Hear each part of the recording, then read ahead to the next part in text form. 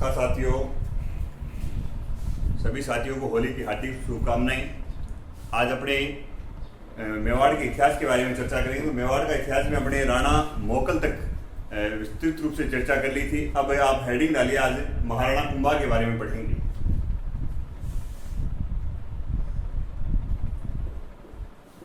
महाराणा कुंभा, देखना कि महाराणा कुंभा का जो कालक्रम है वो 1433 से लेके 1468 ईस्वी तक बताया जाता है। तो पहले इनका कालक्रम आप नोट कीजिए एक बार। महाराणा कुंभा का जो कालक्रम है 1433 ईस्वी से 1468 ईस्वी। अब देखना, हमें ये पता है कि महाराणा कुंभा के पिता जो थे मोकल थे। तो एक बार ये भी नोट कर लेना आप, पिता का नाम मोकल और माता का नाम, माता परमार वंश की रानी थी, सौभाग्य देवी का ये पुत्र था। माता परमार रानी सौभाग्य देवी, सौभाग्य देवी। महाराणा कुंभा का जन्म 1403 ईस्वी में हुआ था। तो अब महाराणा कुंभा जब राजा बनता है तो उसके सामने शुरुआती जो समस्याएं आती हैं, एक तो महाराणा कुंभा ने छोटी उम्र में राजपाट संभाला था।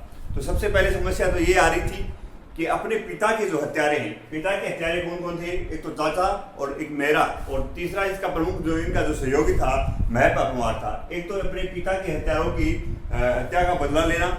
उसके बाद दूसरा ऐसा बताया जाता है इनका जो मामा है रणमल, धीरे धीरे आगे चल के जो क्या है इस मेवाड़ में रणमल का प्रभाव बढ़ता जाता है। तो इस रणमल के प्रभाव को समाप्त करना, ये महाराणा कुंभा के सामने प्रमुख समस्याएं आती हैं। तो नोट करना, प्रारंभ में महाराणा कुंभा के सामने समस्याएं, महाराणा कुंभा के सामने समस्याएं।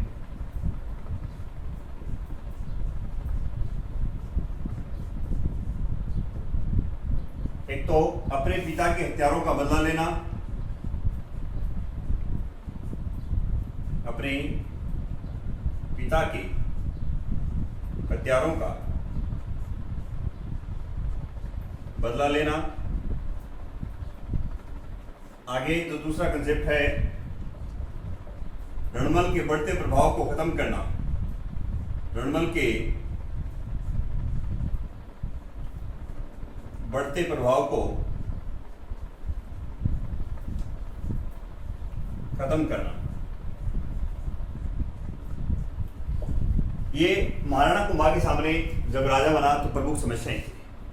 आगे जो कंसेप्ट है वो देखना आप, इनकी उपाधियां जो महाराणा कुंभा की जो उपाधियां हैं, इनकी जो जानकारी है हमें किन में मिलती है? एक तो कुंभलगढ़ प्रशस्ति और एक विजय स्तंभ प्रशस्ति में महाराणा कुंभा की उपाधियों की जानकारी मिलती है। ये लाइन आप नोट कर सकते हो। महाराणा कुंभा की उपाधियां, महाराणा कुंभा की उपाधियों की जानकारी, उपाधियों की जानकारी कुंभलगढ़ प्रशस्ति,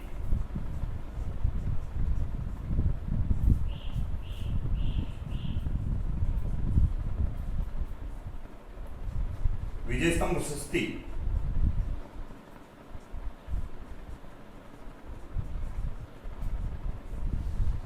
में मिलती है।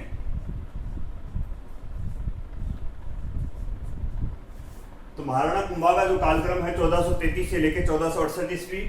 महाराणा कुंभा के पिता का नाम मोकल है, माता का नाम परमार वंश की जो रानी सौभाग्य देवी है। प्रारंभ में महाराणा कुंभा के सामने समस्या अपने पिता के हत्यारों का बदला लेना, रणमल के बढ़ते प्रभाव को खत्म करना। महाराणा कुंभा की जो उपाधियां हैं, उपाधियों की जो जानकारी है वो कुंभलगढ़ प्रशस्ति में और विजय स्तंभ प्रशस्ति में मिलती है। ये नोट करने के बाद में अब इनकी उपाधियां हैं, कुछ मेन उपाधियां हैं उनके बारे में। वैसे तो महाराणा कुंभा ने 108 उपाधियां धारण की थी, तो 108 तो अपने याद नहीं रख सकते। तो आने वाली जो इंपॉर्टेंट उपाधियां हैं वो आप नोट करना। हेडिंग डालिए उपाधियां, जो एग्जाम की दृष्टि से एग्जाम में काफी बार पूछी जाती हैं, वो मैं आपको बताता हूं। उपाधियों में सबसे पहले जो एग्जाम में पूछ ली गई है, अभिनव भट्टाचार्य की उपाधि इन्होंने धारण की थी। उपाधियों में 1 नंबर आप लगाना, अभिनव भट्टाचार्य।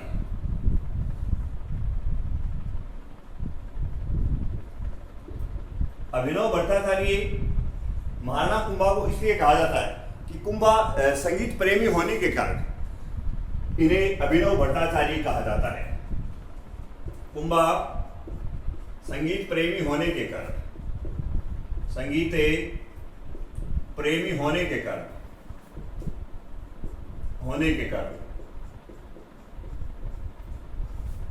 इन्हें अभिनव भट्टाचार्य कहा जाता है। एग्जाम में काफी बार ये पूछ ली गई है। दूसरी जो है, दूसरी भी इंपॉर्टेंट है, दूसरी भी काफी बार पूछी गई है। दूसरी अभिनव भट्टाचार्य, हिंदू सुल्तान। अभिनव भट्टाचार्य के बाद में दूसरी जो है हिंदू सुल्तान, ये एग्जाम में पूछ ली गई है। हिंदू सुल्तान जो है,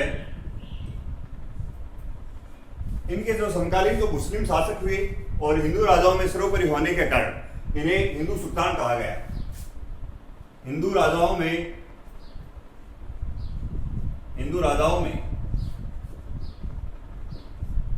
सर्वोपरि होने के कारण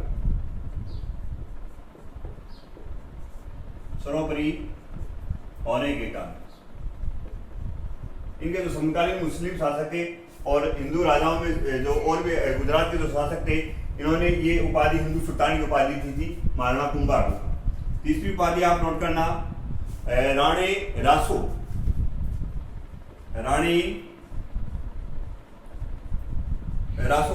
रासो ये साहित्यकारों का आश्रय दाता था, इसलिए इसे राणे रासो कहा जाता है। साहित्यकारों का आश्रय दाता।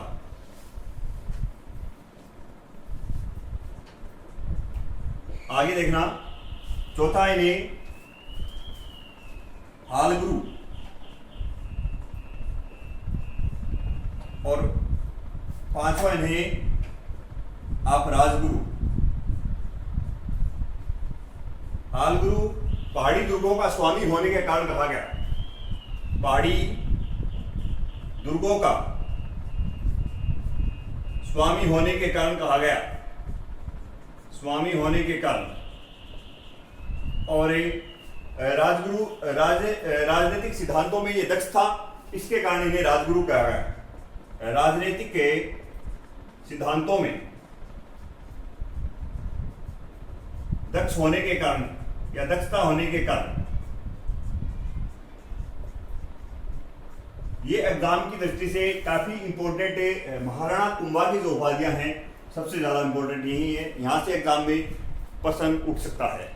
तो अभिनव भट्टाचार्य महाराणा कुंभा को कहा जाता है। कुंभा संगीत प्रेमी होने के कारण इन्हें अभिनव भट्टाचार्य कहा जाता है। दूसरा, इन्हें हिंदू सुल्तान, हिंदू राजाओं में सर्वोपरि होने के कारण इनके जो समकालीन जो मुस्लिम शासक थे और गुजरात के जो शासक थे, उन्होंने इन्हें हिंदू सुल्तान कहा था। राणे रासो साहित्यकारों का आश्रयदाता होने के कारण इन्हें राणे रासो कहा जाता है। हालगुरु पहाड़ी दुर्गों का स्वामी होने के कारण इन्हें हालगुरु कहा जाता है। राजगुरु राजनीतिक सिद्धांतों की दक्षता होने के कारण, उनकी क्षमता होने के कारण इन्हें राजगुरु कहा जाता है। इसके अलावा आप इनकी कुछ और उपाधियां हैं वो यहाँ अलग से नोट कर लेना। एक तो राणे राय, जितने भी गुरु हैं, लगभग गुरु हैं वो सारे महाराणा कुंभा के हैं। दान गुरु, छाप गुरु, एक है टोडरमल,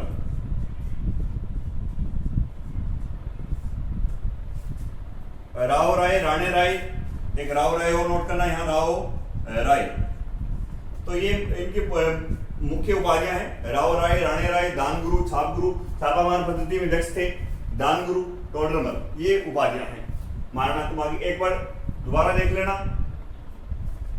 अब इनके महाराणा कुंभा के जो इतिहास है वो अब स्टार्ट होगा। देखना, ये तो उपाधियां थी। महाराणा कुंभा ने अपने जीवन में 108 उपाधियां धारण की थी। ये आप नोट कर लो कि महाराणा कुंभा ने राव राय, राणे राय और दान गुरु, छाप गुरु और टोडरमल। अब नोट करना, महाराणा कुंभा ने 108 उपाधियां धारण की। ये लाइन कंसेप्ट नोट कर सकते हो आपकी।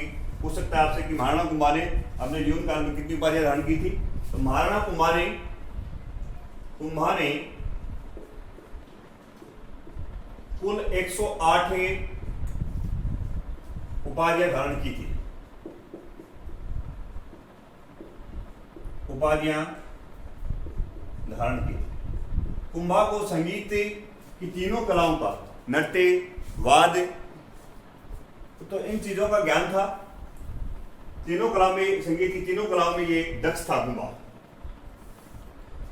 अब इनका एक कंसेप्ट जो एग्जाम में पूछा गया है कि मेवाड़ की बौद्धिक व कलात्मक उन्नति का श्रेय किसको दिया जाता है।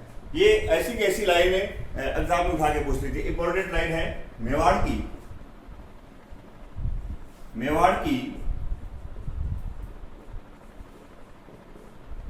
बौद्धिक व कलात्मक उन्नति का श्रेय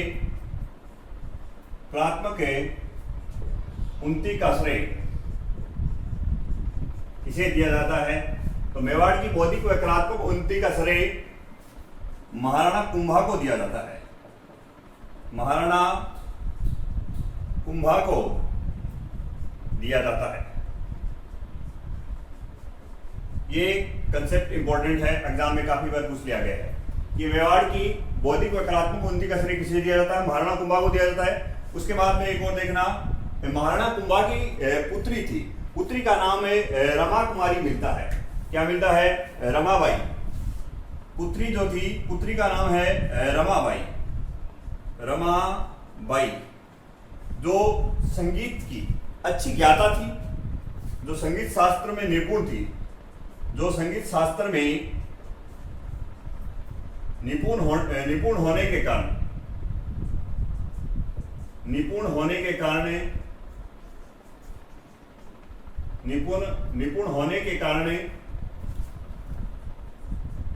कारण इन्हें वागेश्वरी कहा जाता है। वागेश्वरी कहा जाता है। मेवाड़ में जो महाराणा कुंभा थे, कुंभा ने कुल 108 उपाधियां धारण की। मेवाड़ की बौद्धिक व कलात्मक उन्नति का श्रेय किसको जाता है? महाराणा कुंभा को जाता है। पुत्री इनकी रमाबाई थी, जो संगीत शास्त्र में निपुण होने के कारण इन्हें वागेश्वरी कहा जाता है। अब देखना, मेवाड़ में जब ये शासक बनता है, कौन? महाराणा कुंभा। महाराणा कुंभा जब शासक बनते हैं तो इनका जो संरक्षक होगा वो इसका मामा राव रणमल होगा, जो कि मारवाड़ का शासक है। देखना, संरक्षक इनका कौन बनेंगे? संरक्षक बनेंगे राव रणमल। संरक्षक बनते हैं कि राव रणमल, जो क्या है? मारवाड़ के शासक है। अब पहला काम ये क्या करते हैं? देखो, पहला काम ये करते हैं, कुंभा के तो एक ही टारगेट था कि अपने पिता के हत्यारों की बदला लेना। पहला टारगेट तो ये था। तो वो देखना, राव रणमल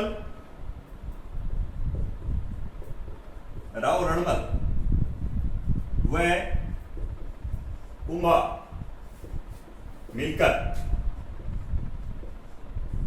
इनकी दोनों की जो मेवाड़ और मारवाड़ की थोड़ी संयुक्त सेना मिलकर और चाचा व मेरा की हत्या करती है। चाचा व मेरा की हत्या करती है।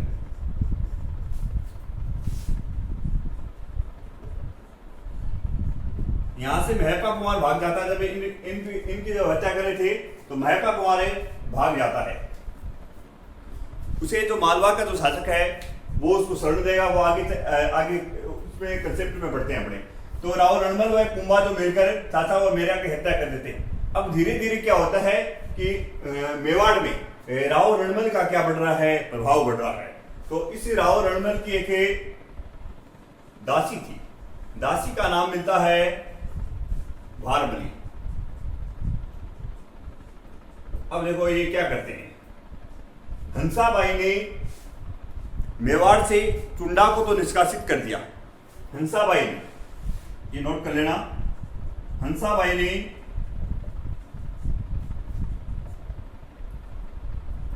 मेवाड़ से चुंडा सिसोदिया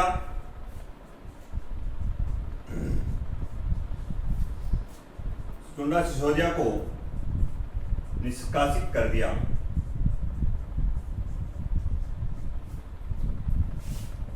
निष्कासित कर दिया और ये कहां चला जाएगा? मांडू चला जाता है। मांडू चले गए। अब कंसेप्ट समझना सारा, एक बार ये कंसेप्ट नोट करो आप। संरक्षक के राव रणमल था, मारवाड़ का शासक। राव रणमल व कुंभा ने मिलकर चाचा व मेरा की हत्या कर दी। हंसाबाई ने जो मेवाड़ का जो शासक, मेवाड़ का जो चुंडा सिसोदिया था उसे निष्कासित कर दिया और ये कहां चले जाते हैं? मांडू चले जाते हैं। अब समझना इस बात को आप। यहां क्या होता है? मारवाड़ में, यहाँ मेवाड़ में इस समय शासक वैसे तो है कुंभा, पर इसकी देखरेख में काम चल रहा है, राव रणमल की देखरेख में चल रहा है। राव रणमल की दासी का नाम मिलता है भारमली। दासी जो है वो है भारमली।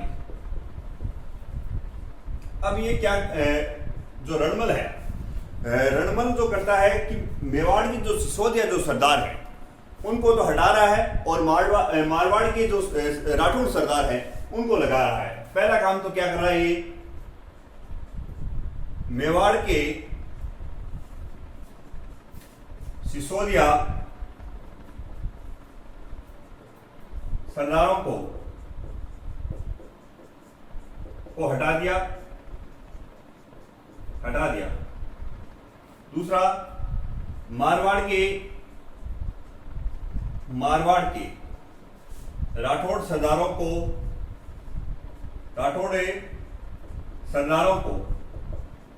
महत्वपूर्ण पद दे रहा था। ये काम कर रहा है राव रणमल। अब मेवाड़ में जो चुंडा सिसोदिया का जो भाई था राघव के पास एक महत्वपूर्ण पद था। तो ये मेवाड़ के कौन से सरदार थे? सिसोदिया सरदार थे। तो राघव देव भी सिसोदिया सरदार था, तो उसने मना कर दिया हटने से भी इसको, राव रणमल को। तब राव रणमल ने उसकी राघव देव की क्या कर दी? हत्या कर दी। राघव देव की हत्या कर दी।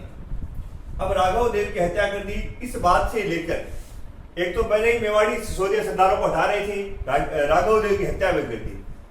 ये बात लेकर मेवाड़ के सिसोदिया सरदार कहां चले जाते हैं? यहां आ जाते हैं। किसके पास है? चुंडा सिसोदिया के पास आते हैं, मांडू में। मांडू में आके चुंडा सिसोदिया को पूरा वर्णन बताते हैं कि ऐसे ऐसे राव रणमल आज कर रहा है कि मेवाड़ के सिसोदिया सरदारों को हटा रहा है, राघव देव की हत्या कर दी है। तब चुंडा सिसोदिया यहां से, चुंडा सिसोदिया और क्या करते हैं? मेवाड़ आते हैं। चुंडा सिसोदिया कहां आ जाते हैं? ऐसा बताया जाता है मेवाड़ आ जाते हैं। चुंडा सिसोदिया मेवाड़ आते हैं। चुंडा सिसोदिया मेवाड़ आके कुंभा से मिलते हैं। कुंभा से मिलते हैं और कुंभा को समझाते हैं कि आप ऐसे चलते जाओगे तो एक दिन ये जो मेवाड़ का जो क्षेत्र है वो क्या बन जाएगा? मारवाड़ बन जाएगा। तब कुंभा और चुंडा सिसोदिया ने, कुंभा व चुंडा सिसोदिया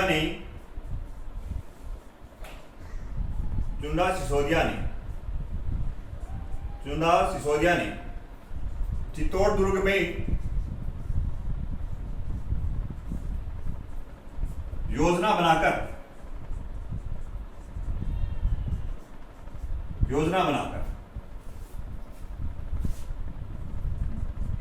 भारमली के द्वारा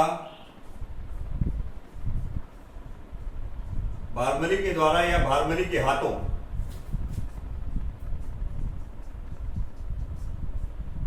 रणमल की हत्या करवा दी। रणमल की हत्या करवा दी थी। ये कंसेप्ट आप समझ गए कि जो राव रणमल था इसका जो क्या है, मेवाड़ में प्रभाव बढ़ता जा रहा था। मेवाड़ के सरदारों को हटा दिया, मारवाड़ के राठौड़ सरदारों को लगा रहा है। चुंडा सिसोदिया का भाई जो था राघव देव, उसकी हत्या कर दी।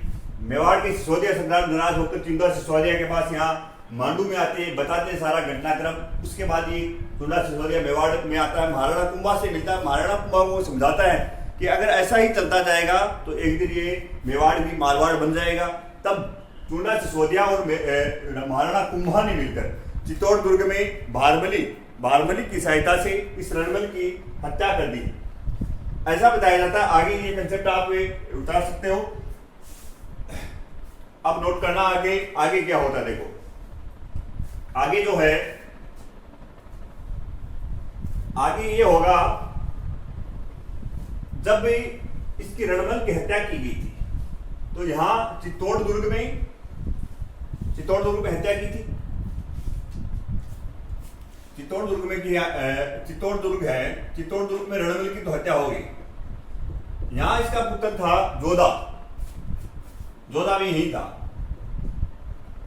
जोधा को मारवाड़ी सरदारों ने कहा कि जोधा भाग सके तो भाग ले, थारो रणमल मारो जाए। ऐसी बात जोधा के कानों में पड़ती है, तो जोधा यहां से भाग लेता है। कहां से? चित्तौड़ से भाग लेता है, और चित्तौड़ से भाग के यहां आ जाता है। ये है स्थान मंडोर। मंडोर में एक गांव पड़ता है कहाउनी गांव।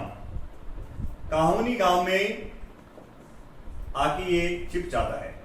इसके पीछे ऐसा बताया जाता है, पीछे पीछे जो चुंडा सिसोदिया यहाँ मंडोर तक आते हैं। यहाँ कौन आएगा? चुंडा सिसोदिया इसके पीछे पीछे आ रहा है। चुंडा सिसोदिया इसको मारना चाहता था, राव जोधा को। उसके बाद बताया जाता है ये कहानी गांव में आके छिप जाता है, तो मंडोर पे आधिपत्य किसका हो जाएगा? मेवाड़ का हो जाएगा। मेवाड़ पे चुंडा सिसोदिया ने यहाँ अधिकार कर लिया। काफी दिनों रहने के बाद भी चुंडा सिसोदिया ने यहाँ एक सरदार था अकाला सिंगोला, इस सरदार को बना के आ जाता है आहाला हिंगोला, आहाला हिंगोला को। इसको यहाँ का आहाला हिंगोला जो है, आहाला हिंगोला इसको मंडोर का सरदार बना के आ जाता है।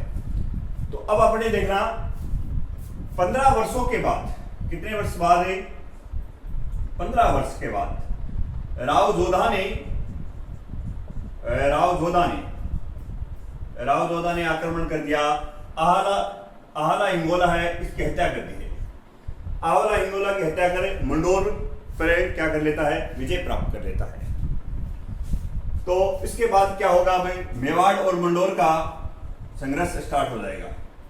मेवाड़ और मंडोर का क्या हो गया? संघर्ष प्रारंभ हुआ। संघर्ष प्रारंभ हुआ तब ऐसा बताया जाता है कि हंसाबाई जो है, हंसाबाई इस संघर्ष को विराम करवाती है और एक संधि कराती है, जिस संधि का नाम है आवल बाउल की संधि। ये नोट करना आप कि आवल बाउल की संधि किन के बंदे हुई। एक तो ये ध्यान में रखना आवल बाउल की संधि हुई कहां और कब हुई। आवल बाउल की संधि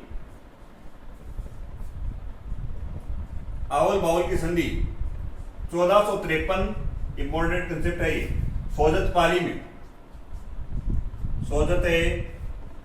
पाली में हुई थी। एक तो ये चीज है। आवल बाउल की संधि 1453 सोजत पाली में महाराणा कुंभा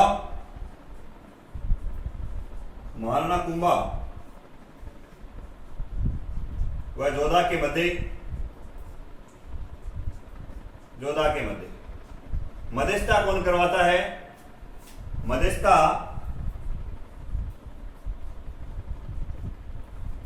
हंसाबाई करवाती है, जो कुंभा की दादी थी और इस जोधा की बुआ थी। ऐसा बताया जाता है यहां दो पेड़ थे, एक आंवले का पेड़ था, एक बबूल का पेड़ था। बबूल का पेड़ तो सीमा निर्धारित करेगा, बबूल का जो पेड़ है वो सीमा निर्धारित करेगा मारवाड़ की, और आंवले का जो पेड़ है, आंवले का पेड़ मेवाड़ की सीमा निर्धारित करता है। दोबारा से देख लो एक बार इस कंसेप्ट को सारा। मारवाड़ी राठौड़ सरदारों ने कहा जोधा को कि जोधा भाग सके तो भाग ले, थारो रणमल मारो जाए। तो यहां से जोधा भाग लेता है, कहां से? चित्तौड़ दुर्ग से। रणमल की तो हत्या हो जाती है, रणमल की हत्या भारमली ने कर दी जहर देके, और ये जोधा भाग के यहाँ मंडोर में ये गांव है काहुनी गांव में आके छिप जाता है। पीछे पीछे चुंडा सिसोदिया आते हैं इसको मारने के लिए, और यहाँ यहाँ ये छुप जाता है। तो ये इन्होंने मंडोर पे क्या कर दिया? अपना आधिपत्य जमा लिया। किसने? मेवाड़ी सरदारों ने, चुंडा सिसोदिया ने। और एक अपना सरदार नियुक्त करके आ गया। टुंडा सिसोदिया यहाँ से वापस आ जाता है। आला इंगोला मंडोर का सरदार बना के आता है। मेवाड़ का अधिपत्य हो गया है मंडोर पे। 15 वर्ष के बाद राव जोधा जो है, राव जोधा इस पे आक्रमण करते हैं और राव जोधा आक्रमण करेंगे तो आला इंगोला की हत्या कर देते हैं, मंडोर विजय हो जाते हैं। उसके बाद ये मेवाड़ और मंडोर का संघर्ष प्रारंभ हो जाता है। तो इस संघर्ष को रोकने के लिए इनकी मध्यस्थता कौन कराएगी? हंसाबाई जो है, इनकी जो कुंभा की दादी है और जोधा की बुआ है, ये इनकी क्या कराती है? मध्यस्थता करवाती है। आओल माओल की संधि होती है 1453 ईस्वी में सोजत पाली नामक स्थान पे। महाराणा कुंभा व जोधा के मध्य हुई, ये आपको ध्यान में रखना है। बबूल का जो पेड़ है वो मारवाड़ की सीमा निर्धारित करता है और आंवले का जो पेड़ है वो मेवाड़ की सीमा निर्धारित करता है। अब देखना महाराणा कुंभा के बारे में आगे कंसेप्ट पढ़ना। अब आप जानना राणा कुंभा के जो सैनिक अभियान है उनके बारे में अपने चर्चा करेंगे। राणा कुंभा के सैनिक अभियान।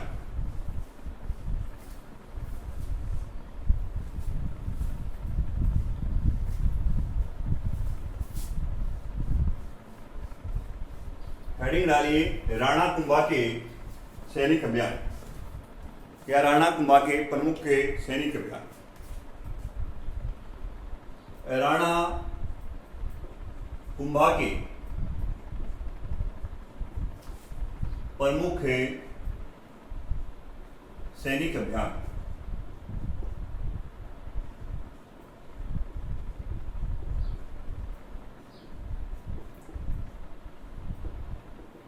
देखना पहला जो राणा कुंभा की जो प्रथम विजय है वो आबू विजय है। आप सीधे सीधे नोट करते रहना। तो आबू अभियान,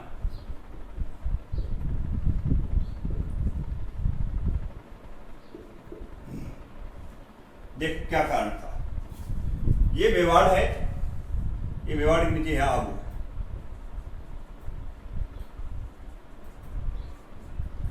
आबू का शासक यहां शेषमल था। शेषमल ने काम क्या किया? शेषमल ने आबू से यहाँ मेवाड़ के जो कुछ क्षेत्र थे उन पे क्या कर लेता है? ये शेषमल अधिकार कर लेता है। एक तो कारण यह रहेगा।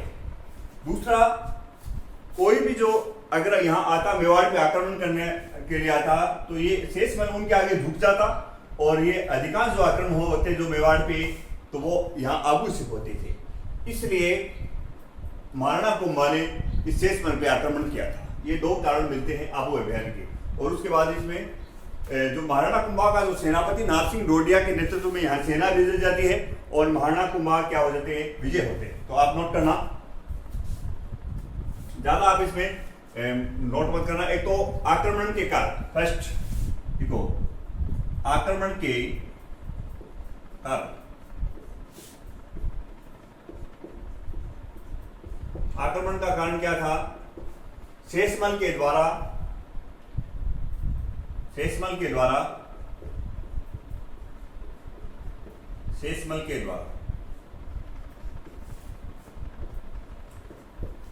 मेवाड़ के कुछ क्षेत्रों पे मेवाड़ के कुछ क्षेत्रों पर अधिकार करना, मेवाड़ पे अधिकांश आक्रमण, मेवाड़ पर अधिकांश आक्रमण इसी दिशा से,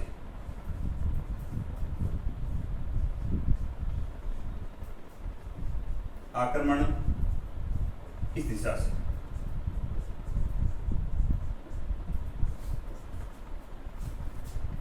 ये युद्ध किनके मध्य होगा? शेषमल, युद्ध होगा शेषमल वर्सेस महाराणा कुंभा और विजय होंगे महाराणा कुंभा विजय। महाराणा कुंभा क्या होते हैं? विजय होते हैं। इस युद्ध में इनका जो सेनापति महाराणा कुंभा का सेनापति था वो आप देखना नारसिंह डोडिया के नेतृत्व में ये सेना यहाँ भेजी गई थी, नारसिंह ढोडिया। ये पहली इनकी महाराणा कुंभा की प्रथम विजय बताई जाती है। तो आप ये लिखना प्रथम विजय। हो सकता है आपसे सीधा कि महाराणा कुंभा की प्रथम विजय कौन सी थी, तो आबू विजय जो थी महाराणा कुंभा की प्रथम विजय थी। आक्रमण के कारण मैंने आपको बता दिए, एक तो शेषमल के द्वारा क्या कर लिया था, मेवाड़ के जो कुछ क्षेत्र है उन पे अधिकार कर लिया था। दूसरा तो मेवाड़ पे अधिकांश आक्रमण जो होते थे उनके यहाँ से ही होते थे, आबू क्षेत्र से। और तो शेषमल और महाराणा कुंभा के मध्य युद्ध होगा। महाराणा कुंभा की सेना का नेतृत्व है सेनापति नारसिंह ढोडिया कर रहे थे। इस युद्ध में महाराणा कुंभा क्या होते हैं, विजय होते हैं। दूसरा अभियान लगाइए यहाँ पे, आबू के बाद जो अभियान है वो आप नोट करना, नागौर विजय। दूसरा नागौर अभियान नोट करना।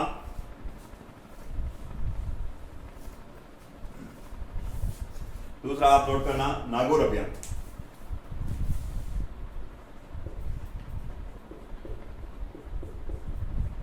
इसमें आपको एक लाइन ही नोट करनी है, समझ पूरा लो। नागौर अभियान देखो क्या था, यहां दो शासक थे, ये नागौर है। नागौर में शासक कितने, दो। एक का नाम मिलता है समस खां, एक का तो नाम मिलता है समस खां, दूसरे का नाम मिलता है नासिरुद्दीन। ये शासक ये बन रहा था, नासिरुद्दीन यहाँ का शासक बनने वाला था। तब समस खां महाराणा कुंभा के पास चला जाता है, महाराणा कुंभा से सहायता मांगता है। और महाराणा कुंभा से जब सहायता मांगता है, समस खां ये कहता है कि मैं आपका एक तो आजीवन भर सामंत रहूंगा। पहली बात इसने ये कही, क्या कही कि मैं आपका आजीवन भर सामंत रहूंगा। दूसरा इसने ये कहा, एक का ये कहा कि आजीवन भर सामंत रहूंगा। दूसरी चीज ये इन्होंने ये की कि नागौर दुर्ग का मैं कभी पुनर्निर्माण नहीं करवाऊंगा, नागौर दुर्ग का पुनर्निर्माण नहीं करवाऊंगा। तीसरी बात ये कही महाराणा कुंभा को उसने, आपको कर दूंगा, आपको कर दूंगा, गो हत्या ही नहीं करवाऊंगा, गो हत्या ही नहीं करवाऊंगा। आपको डायरेक्ट ये पूछ सकता है कि नागौर का प्रथम स्वतंत्र मुस्लिम शासक कौन था, तो वो ये समस खां था। ये नागौर का प्रथम स्वतंत्र मुस्लिम शासक था, प्रथम है स्वतंत्र मुस्लिम शासक। अब देखो क्या होता है, इतनी शर्तें थी। कुंभा के पास जाता है सहायता मांगने के लिए, तो कुंभा ने ये शर्तें रख दी। तो इसने ये कह दिया कि भाई आप जैसा कहोगे मैं वैसा ही करूंगा। समस खां तैयार था कि उसे तो जीतना था। इसने ये कहा कि मैं आजीवन भर आपका सामंत रहूंगा, नागौर दुर्ग का पुनर्निर्माण नहीं करवाऊंगा, आपको कर देता रहूंगा, गो हत्या नहीं करवाऊंगा। इसको कुंभा ने जिता दिया, ये प्रथम स्वतंत्र मुस्लिम शासक हो गया। उसके बाद कुंभा को कहता है कि मैं तो आपको जानता ही नहीं हूँ, जिताने के बाद ये कहता है कि मैं तो आपको जानता ही नहीं हूँ। तो इसने नागौर दुर्ग की पुनर्निर्माण करना शुरू कर दिया था जब कुंभा ने इस पे आक्रमण किया था। और कुंभा ने इसको समस खां को क्या कर दिया, हरा दिया था। तो सीधा इसमें इतना ही, नागौर अभियान में अपने को इतना ही नोट करना है, समस खां और कुंभा के मध्य युद्ध होगा, उसमें आप समस खां को हराया गया। ज्यादा डिग्री पर्सन आपको यहां से नहीं आएगा, समस खां को हराया गया। नागौर अभियान में आप ये नोट कर लो, समस खां को हराया गया। और ये यहां से चला जाता है कहां, समस खां यहां से चला गया गुजरात। समस खां यहां से कहां चला गया, गुजरात चला गया। फिर अब नोट करना आप, तीसरा जो है गुजरात अभियान है वो आप नोट करना। गुजरात अभियान में आप नोट करोगे, देखना तीसरा अभियान आप ये नोट करना, गुजरात अभियान।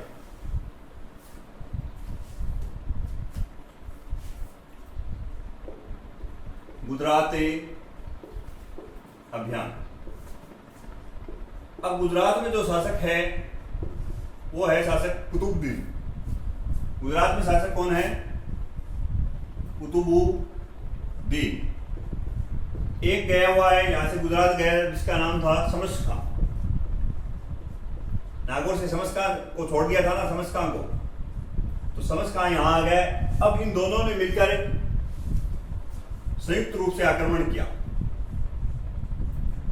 संयुक्त रूप से आक्रमण कहाँ किया? मेवाड़ पे। संयुक्त रूप से मेवाड़ पे आक्रमण किया, मेवाड़ पर आक्रमण किया।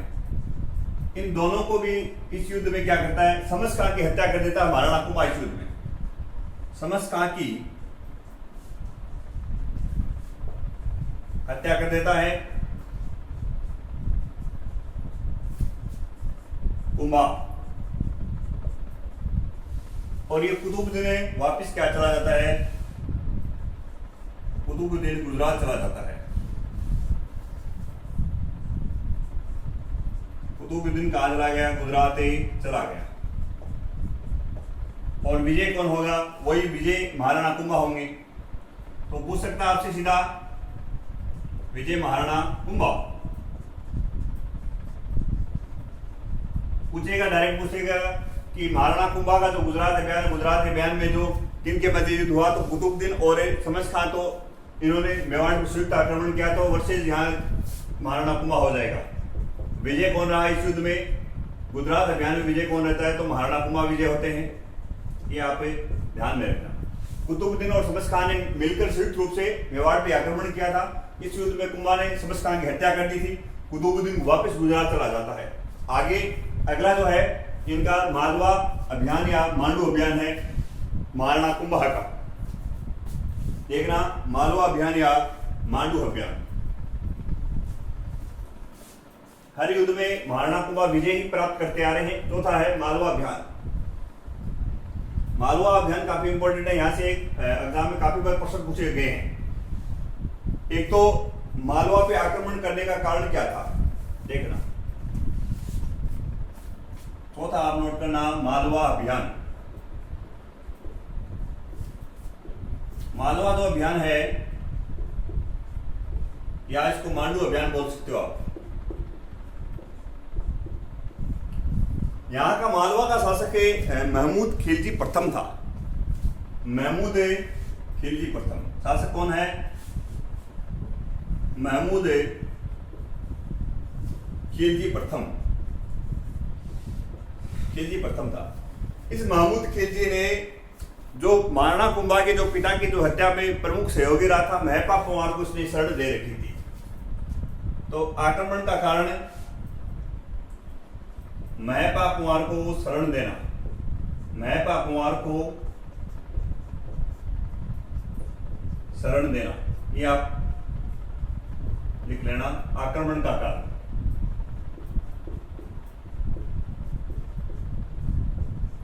आक्रमण का ये कारण था। इसका आक्रमण का कारण है मालवा पे आक्रमण का कारण क्या था? महपा कुंवर को इसने शरण दे रखी। किसने? मोहम्मद खिलजी प्रथम ने। एक काम और कर देता ये, इसने मेवाड़ पे 5 बार आक्रमण किए थे। 5 बार पहले क्या है, इसे मेवाड़ पे 5 बार आक्रमण किए। 5 बार आक्रमण किए। हर बार क्या है? हार जाता था। हर बार हार जाता था। हर बार हारा। मालवा में हर बार ये हार गया।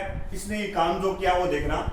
इनकी जो मेवाड़ वंश की जो कुलदेवी मैंने आपको बताया था कि बाण माता है। बाण माता का जो मंदिर जो था, एक दूसरा जो मंदिर है वो था केलवाड़ा में। केलवाड़ा राजसमंद में जो मंदिर था, इस मंदिर को इस महमूद खिलजी ने तोड़ दिया था। तो केलवाड़ा मंदिर को तोड़ने के बाद और उस मंदिर के जो मूर्ति के जो टुकड़े थे वो ईसाइयों में बांट दिए थे। तो इस बात को लेकर इनको गुस्सा आ जाता है और सारंगपुर का युद्ध होता है। 1437 में जो सारंगपुर का युद्ध होगा वो एग्जाम में काफी बार पूछा गया है कि सारंगपुर का युद्ध कब हुआ। तो सारंगपुर का युद्ध देखना। सारंगपुर का युद्ध, सारंगपुर का युद्ध हुआ 1437 ईस्वी में। किनके मध्य हुआ? तो महाराणा कुंभा। सारंगपुर का युद्ध आप नोट कर लेना, ये महाराणा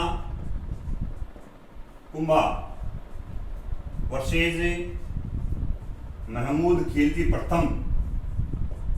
महमूद खिलजी फर्स्ट। विजय कौन होगा? विजय कुंभा।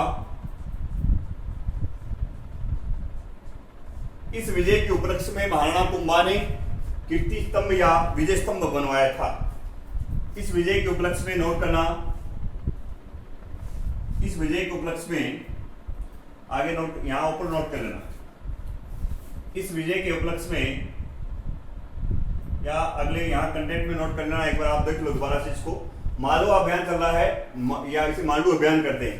पहला तो देखो इसका जो कारण है, आक्रमण का जो कारण है, आक्रमण का कारण ये था, इसने महमूद खिलजी जो यहाँ प्रथम यहाँ का शासक था, इसने महपा कुमार को शरण दे रखी थी। तो 5 बार आक्रमण किया इसने, हर बार ये हारता ही था महमूद खिलजी, पर इसको काम किया था बस आक्रमण करना। इसने केलवाड़ा राजसमंद में जो बाण माता का जो मंदिर बना हुआ था, उस मंदिर को तोड़ दिया था। इस मंदिर के तोड़ने के उपरांत महाराणा कुंभा को गुस्सा आता है। महाराणा कुंभा इनसे सहारनपुर का युद्ध होता है। तो सहारनपुर का युद्ध 1437 में हुआ। किनके मध्य हुआ, काफी बार एग्जाम में पूछा गया है ये सहारनपुर का युद्ध। सहारनपुर का युद्ध 1437 में महाराणा कुंभा वर्सेस महमूद खिलजी प्रथम। विजय कौन होते हैं, महाराणा कुंभा। अब आगे नोट करना इसी में यहाँ पे सहारनपुर युद्ध के उपलक्ष्य में, सहारनपुर युद्ध विजय के उपलक्ष्य में महाराणा कुंभा ने क्या बनवाया था, विजय स्तंभ या कीर्ति स्तंभ बनवाया था। नोट कर लेना। और ये कंसेप्ट आप नोट करना, सहारनपुर विजय के उपलक्ष्य में, विजय के उपलक्ष्य में महाराणा कुंभा ने विजय स्तंभ या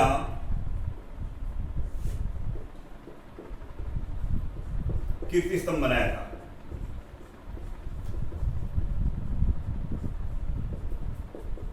अब इस युद्ध में, सहारनपुर युद्ध में, इसको लगभग जो महमूद जो खिलजी है प्रथम, मालवा का शासक महमूद खिलजी प्रथम को महाराणा कुंभा ने 6 माह तक चित्तौड़ दुर्ग में बंदी बना के रखा था। महमूद खिलजी प्रथम को चित्तौड़ दुर्ग में 6 माह तक बंदी बना के रखा था। चित्तौड़ दुर्ग में 6 माह तक बंदी बनाकर रखा। अब देखो, ये जो महाराणा कुंभा था वो दिलेर आदमी था, इसके बाद में इसको क्या 6 माह बाद में क्या है, छोड़ दिया। इसके तो वही भाई हराना है कि मोहम्मद खिलजी प्रथम का तो टारगेट यही था, बस हराना है। उसके बाद ये क्या करते हैं, एक इनके बदले गुजरात का जो शासक है कुतुबुद्दीन, वो भी हारा हुआ था। इधर ये मोहम्मद खिलजी प्रथम भी हारा हुआ, इसको छोड़ दिया। अब ये दोनों क्या करेंगे, आपस में मिलकर एक संधि करेंगे। उस संधि का नाम है चंपानेर की संधि। तो काफी बार एग्जाम में पूछी गई है चंपानेर की संधि की, चंपानेर की संधि कब हुई।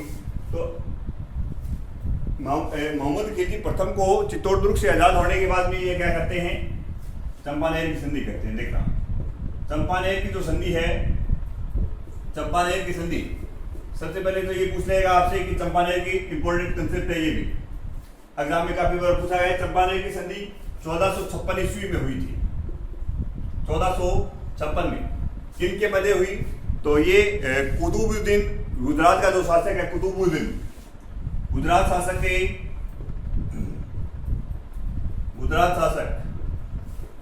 कुतुबुद्दीन और मालवा के शासक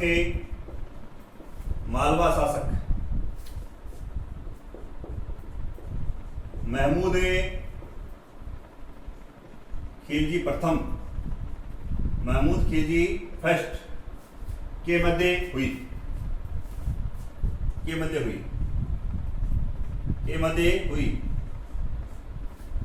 चंपानेर की संधि कब हुई, 1456 में हुई। गुजरात के शासक कुतुबुद्दीन और मालवा के शासक मोहम्मद खिलजी प्रथम के मध्य हुई थी। संधि का कारण क्या था, संधि का कारण था महाराणा कुंभा को हराना। महाराणा कुंभा को